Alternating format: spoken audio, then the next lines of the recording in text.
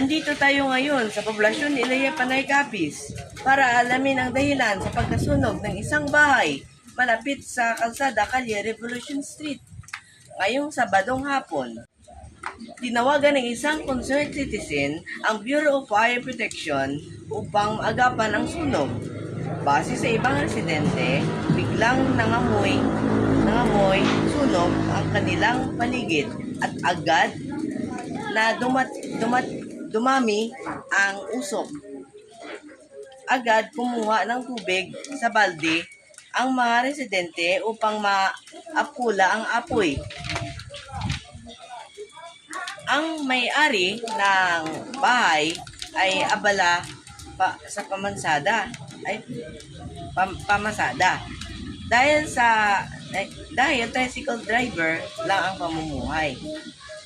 Ang masakit nga lang ay pag-uwi niya ay halos abon lang ang kanyang nadataan.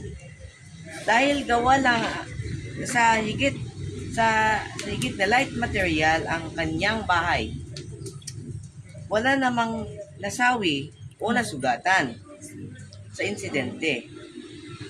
At maraming residente ang nagbigay ng tubig, ng damit, pagkain at kunting pera.